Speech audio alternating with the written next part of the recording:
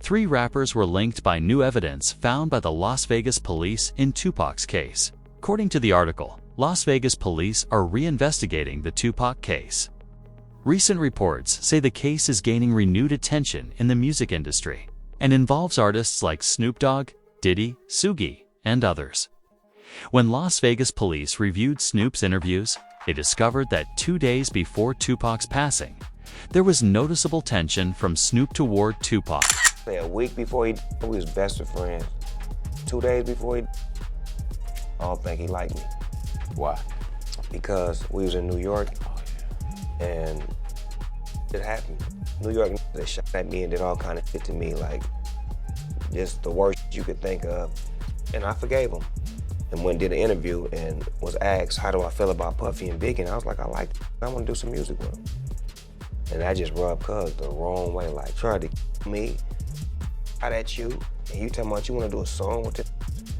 I wasn't thinking about his emotions. I was thinking about the way I felt at the time.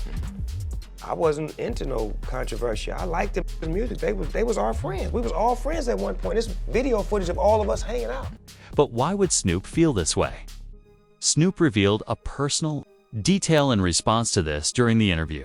With Tupac, though, in regards to Tupac, I heard a story, did you give him different advice that night on where to go? I didn't give him no advice. Right. We wasn't seeing eye to eye. Right. So. Saying during the Tyson. Yeah, this incident that I'm explaining to you right now was the day before that. Okay.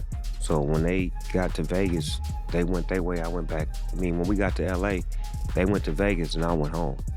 That's why I wasn't in the car with it. As Snoop claims, he was supposed to be in the BMW, but due to last-minute changes, he chose not to go.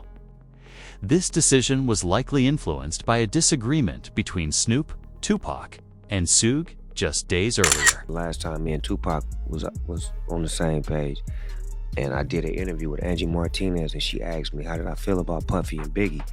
And I told her that I like their music and I want to do music with them.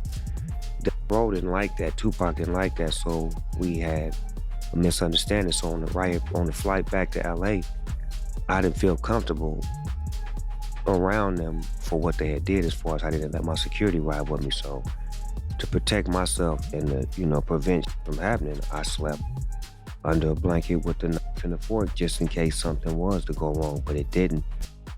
Police believe more individuals may be involved. According to the press, the reinvestigation of Tupac's passing is revealing new names and new evidence.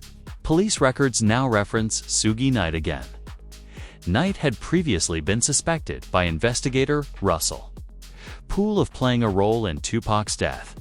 There's also speculation about whether Suge, a known affiliate of a group called the Blue Team, tried to mislead authorities by assembling a crew and stepping back from the label. According to Mike Dorsey, Diddy was also connected to this crew. A former LAPD officer reportedly claimed Diddy may have played a role in organizing something against Tupac. Suge, in turn, was allegedly involved in a situation with Biggie. While Keefe D claimed that he was asked by Diddy to target Tupac. This came out during an interrogation that surfaced after 20 years. All four of those occasions, there's San Diego, Anaheim, Irvine, and Vegas. Which ones do you actually talk to Puffy at? Every one. Every one of them. Which of those four is it when you talk to him about murdering Tupac? It was really about both of them, either one. It was Tupac and Suge, you mean? Yeah, This interrogation is now part of the Diddy-related case, where Diddy's name has been mentioned 77 times in recent court documents. Keefe D explained that Tupac was in Las Vegas with Suge on September 7, 1996. After watching a Mike Tyson fight, they encountered a known rival in the hotel lobby. And their entourage went to the Mike Tyson, the MGM Grand. Keefe D and his nephew, Orlando Lane Anderson, and two of their friends were also there. Keefe D told LAPD Detective Greg Kading more than a decade ago, in a proffer that couldn't be used against him, the shooting was retaliation after Tupac jumped Orlando and beat him up at the casino. Surveillance cameras recorded the fight. Tupac was angry that Lane had stolen his necklace years prior in Compton. Tupac, Suge Knight, and the entourage left the casino quickly. Security reportedly broke up the altercation. Tupac returned to his hotel, changed, and then got into the BMW to head to a club. Around 11 p.m., a car from the other group pulled up next to them at Tupac's concert at the Club 662. Members, including Orlando and Keith D, jumped in their white Cadillac and started cruising the strip looking for the offender. Before long, they finally spotted Tupac's caravan. At the intersection of East Flamingo Boulevard and Koval Lane, the white Cadillac pulled alongside the black BMW with Suge on the driver and Tupac on the passenger seats. The back window of the Cadillac rolled twice in the chest, once in the arm, once in the thigh. Although the case remained unsolved for decades, Keith D discussed that night in interviews, including one with DJ Vlad. And Bubble Up was the driver, and Baby Lane and Freaky were in the back seat. We was just all in the car together. Just Okay. say that. This was the white Cadillac. Yeah. So you guys are driving around, and then you hear these girls say, Tupac, Tupac. Got to the light. He was gonna go drink, and he happened to be hanging out the window. He's hanging out the window like he was in a parade. Tupac. Yeah, he was.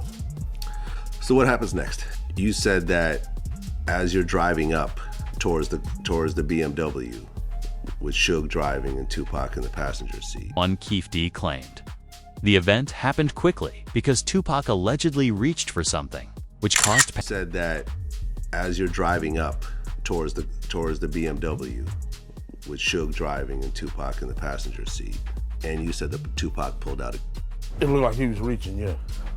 Yeah, it did. Okay. Yeah. Did you actually... No, once he got the reaching, I got the ducking. So someone from your car That's what happened. started at Tupac and Suge. This suggests Tupac may have sensed what was about to happen. Keith D also shared how police questioned him the night of the incident. He starts. You say Suge looks over, he sees you. He looks right at you. Yeah, he looked at me. Okay. When he looks over at you, and then Tupac's busy getting. Evidently, the story is Tupac's trying to either get out In of the the back line. seat or something. Yeah. What do you see happening inside of their Jumping car? in. I seen him going Suge head. I thought he was. So Orlando across Dre.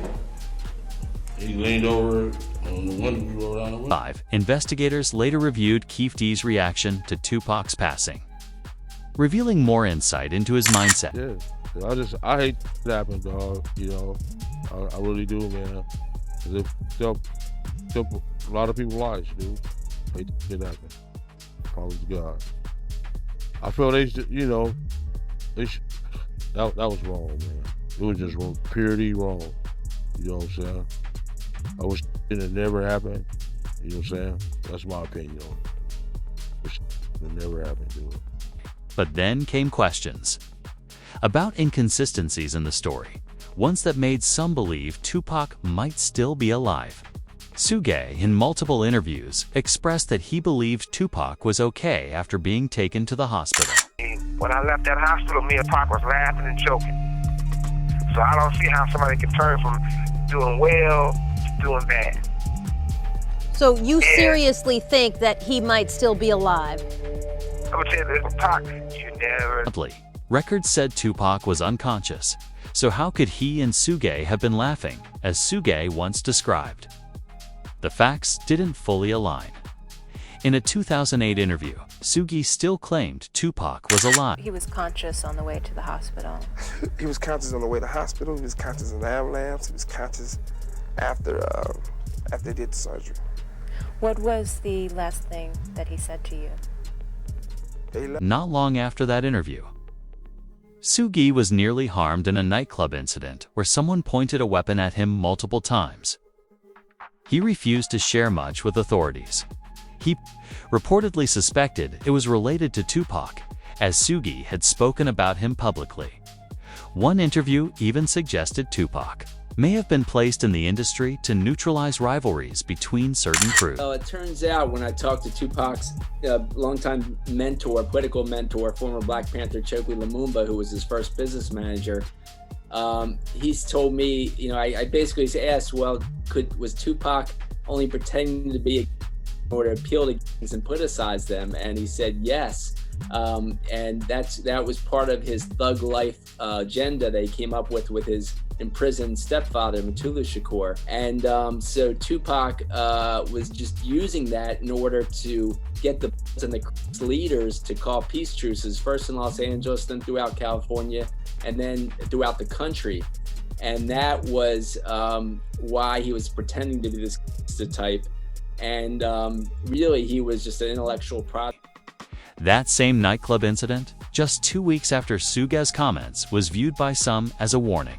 According to an interview, Tupac was an industry figure sent to end the conflict between the Red Street and Blue Street team. Well, if you ain't ready for it, get on the sidewalk. One last question.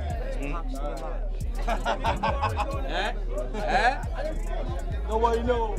Y'all good? Yeah, we good. We good. Thanks a lot, man. We good. Last time I saw music. A website published a video showing a man resembling Tupac in a Cuban parking lot. That's Pac, man. He was the outlaw. And Reg from Holla Back is trying to be friendly and get autographs. Holla Back exclusive, baby. Holla Back. This led many to believe Tupac might still be alive in Cuba. And this theory gained more weight when Suga's son posted in 2018 claiming Tupac was alive and living in Malaysia. Shortly after, he received a message from an unknown number warning him, "You said too much. Leave now." He went on to post several pictures of Tupac alongside modern celebrities like 50 Cent and Beyoncé. He even captioned one, "He never left us, but they'll come for me soon." Since Suga Jr. was the son of one of Tupac's closest associates, many assumed he knew more than most. However, others thought it was simply a publicity move to gain attention.